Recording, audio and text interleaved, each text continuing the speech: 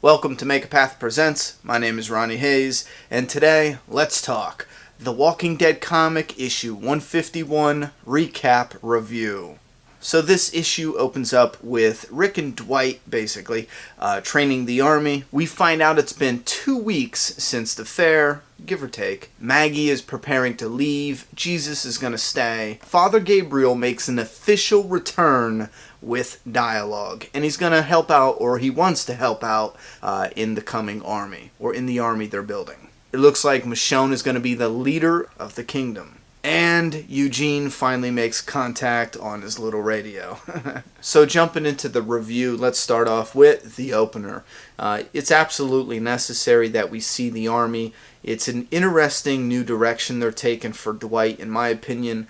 I am actually getting very excited for this character.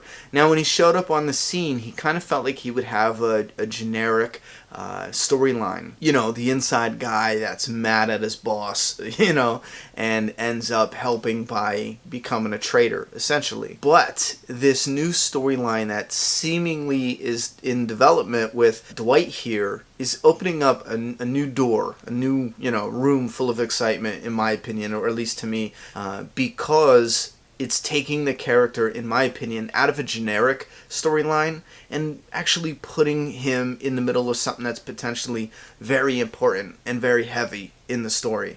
And I love that. Being a Dwight fan, I love that. It feels like they're going to utilize him a lot more. Now, I'm still kind of hoping they bring Magna up in some way. For some reason, I really want her to be like Rick's go-do-it person. Like, Rick needs to send all these people out to do different things, and then let's say he has Dwight here in Alexandria. He can use Magna to be like, listen, I need you to send a group, you need to do some recon, listen, I need a group, it's dangerous because we're surrounded or whatever, get to the hilltop, relay this message, whoop-de-whoop. Or even send her as like an ambassador to the new community, if they do find a new community run by some government or whatever. Just putting it out there, because a lot of you fans, I'm not saying I think there's a new government out there, but a lot of fans are talking about it. But I feel like Magna would be nice for that role. Let's talk about Maggie. She's leaving. She's basically going to tell Carl and Lydia that it's safe and to come home. And I think this is interesting because it felt like their storyline's going to do something over there, but it would be nice to have them hiding out there just for safety and then come back and do a storyline here. We're going to talk about that a little more in detail in another video and at the end of this video a little bit. However, I do want to talk about the comedic relief with Jesus, and I love this. Jesus stays being awesome. He is growing to be one of my all-time favorite comic book characters.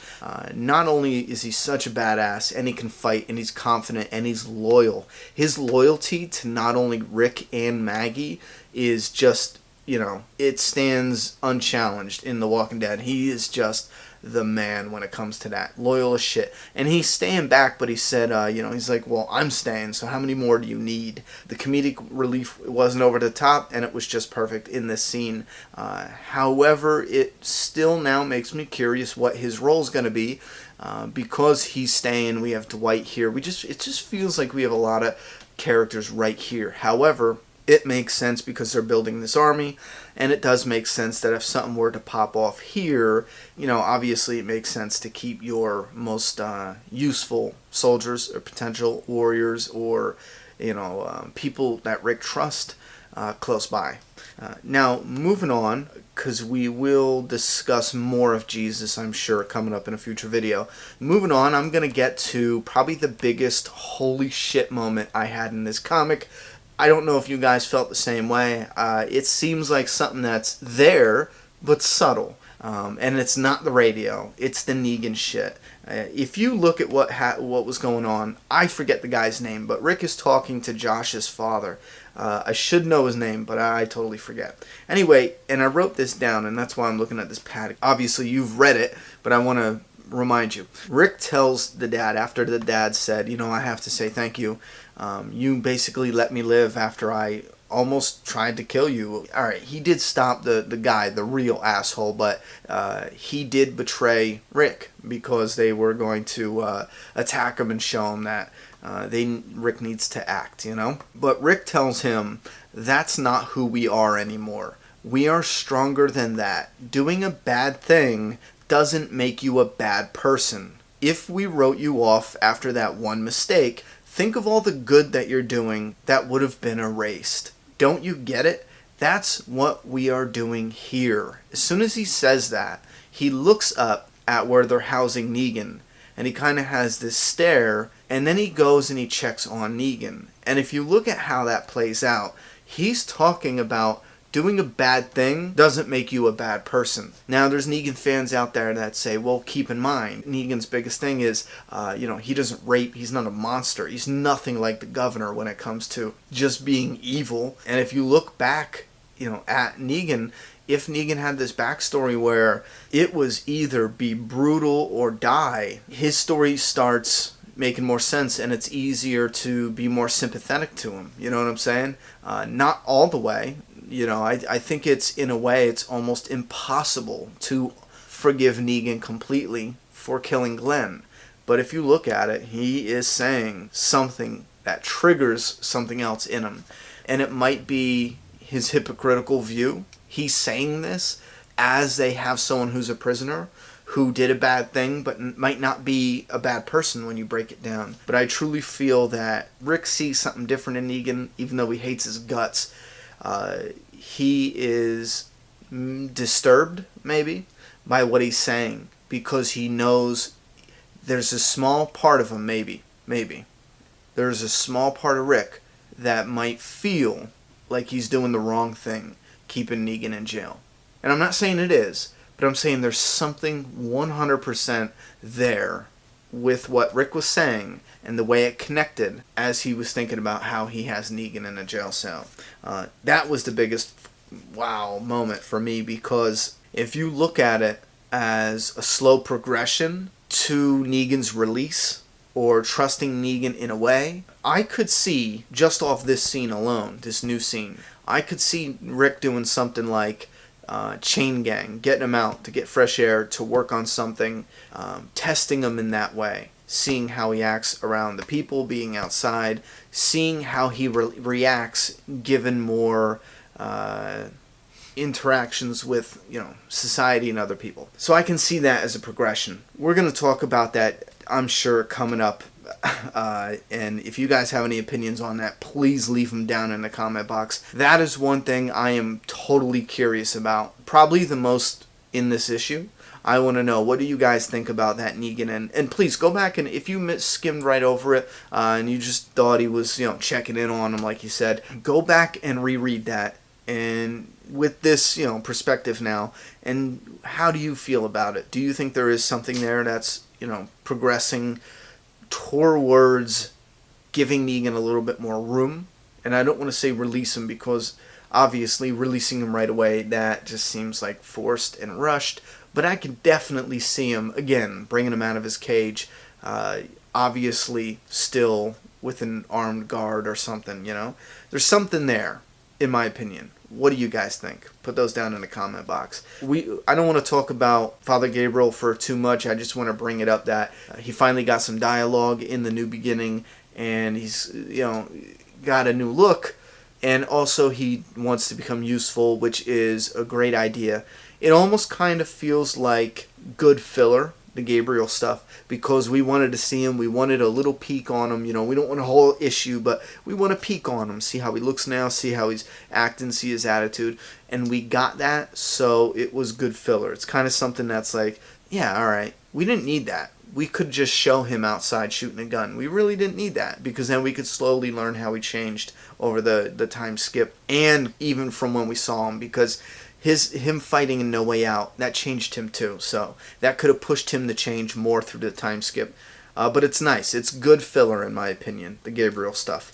Moving right down, we get to Rick and Michonne. That's the last thing I'm going to talk about, but it's probably something that's going to spill over into a second video, because when they were talking, I got just this idea of how amazing it could be, story-wise, the potential for story.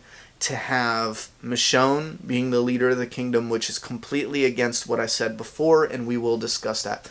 Michonne being the leader of the kingdom, Rick being the leader of Alexandria, Maggie being the leader of the hilltop, and Carl and Lydia, maybe, being the leaders at the sanctuary, which is a stretch because he is young. It's going to be hard to get, all those men, and come on, they're considered that rowdy, group of bikers, I guess the easiest way to call it. It would be hard to get a child, essentially, to lead them. Maybe with Negan's guidance or blessing or something, they could make that work somehow. I still feel like it's definitely set up where he could actually take it in a direction where the saviors could say, you know what, screw this, Dwight left us, we're going to put things back the way Negan had it, and then they can use Negan to squash that. And that could be another way, in a big way, to show that Negan he can be trusted, or we can start building a road to trust. However, if I was in Rick's shoes, I would always look at the saviors from that point on as potential threats, and I would always look for a way to eliminate them. I don't care if it's killing them, plucking them off one by one. If they decided to go back, and that might sound cold, I guess, if they decided to go back to their old ways, I would expect, an adequate leader, a non-foolish leader, to kill them. I mean, eventually, make it look like the Whisperers did it, I don't know. Use them as allies, slowly kill them off. Because, come on, they became allies because of why? Because Dwight said, you know what, we're going to team up. But in reality, they were like, let's just have shit go back to the way it was. We want to rule over. We don't want to rule with. We want to rule over you. You know what I'm saying? So, yeah, I would expect him to have the saviors killed if they went that direction. But I do think that is a glorious idea. Having, some of our oldest characters that we've known in this series being leaders of their own separate communities. And how awesome would that be to see father and son leading? And I know everyone's on this, let's hate the cripple and kill Rick because he's useless now. First it was his hand being chopped off, and we thought that was, a lot of fans thought that was fine, I will just deal with it because he could still kick ass. Now that he's limping and has a cane, fans are easy to just, throw him to the side and get rid of him. I am not that way. I want to see Rick lead as a king now. He's injured with a cane, cut off arm. I want to see him now on a throne leading, and I think that would be an interesting direction to take the story. And I think that is freaking awesome if Carl was the leader of his own community. It's going to be difficult because of his age. It's going to be very difficult. But I think that would be friggin' awesome. And it's also hard because he's so hot-headed and, young, hot-headed, stupid. I mean, shit. He's not really stupid, but you get what I'm saying. Yeah, that's going to be a discussion coming up. We're going to have to speculate what the story would be like. Michonne's almost definitely going to be a leader at the kingdom. And again, having all the characters that we know and love as leaders of their own community.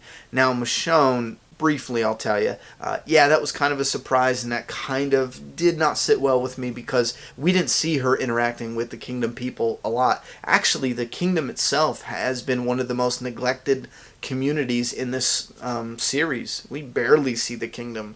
We've only seen the kingdom when they introduced Ezekiel, right? Have we ever gone back there, and do we have any clue what it's like? It is heavily neglected in this story, which makes it unrealistic, in my opinion, and kind of like, that Michonne would take over as leader because we didn't see her chilling with them, and I know it happened in the time skip, and we might even see some of that in the coming Telltale game that takes place during the time skip, but that was a little rough for me to swallow. That was a big pill to swallow, that Michonne would be the leader. Again, because we didn't see it, and I know we can just pretend like, oh yeah, well, they talked about it, so, that counts too. Alright, fine, whatever. The reason why I overlook it, and I don't make a big deal out of it, is because I think it's awesome picturing Michonne as the leader of a community, Maggie as leader of the Hilltop, Rick as the leader of Alexandria, and Carl/Lydia as the king and queen of the sanctuary. And look at it. Put Carl, throw him in biker gear with his slick back hair, with his face, and then have this really messed up Whisper, queen at the sanctuary. He can even turn it back to how Negan had it with the zombies on the outside. Imagine that variant cover of what that picture would look like. Oh man, that would be damn near the best cover. Awesome, just the idea alone. I love that image.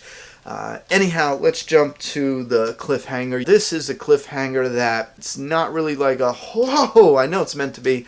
All cliffhangers are, but there's no way you're going to get around this. This is the way it had to be, because they've shown the radio a number of times. We only get one issue a month, so we've seen the radio, we've known about the radio, we've been waiting for the radio for like 5 months. So it wasn't like he found the radio in one issue, turned it on, fixed it, and then at the end of the issue, someone's talking back to him. This is 5 months or so. This is how many issues where any minute now he's gonna get the radio working. Somebody's gonna be on the other end. So it was not a surprise at a left field or anything. You know what I'm saying?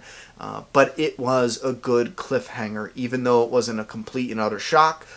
I think all of us knew it was coming. It was just a matter of time. However, it was a damn good cliffhanger, and it really, really makes me curious to see what's going to happen. I'm really hoping it's not going to be like where something breaks and then that's it, and they lose communication, and he has to, well, no, we need to go out and get this, and then they go on a supply run, and now not only do we have the Whispers, well, that could actually add more story. We could do that, but I'm kind of hoping we hear who's on the other line. I don't want this to be a mystery that they're just going to drag out. And that's a wrap. Leave your thoughts and opinions for The Walking Dead issue 151 down in that comment box. I'm done talking. It's your turn. Subscribe now.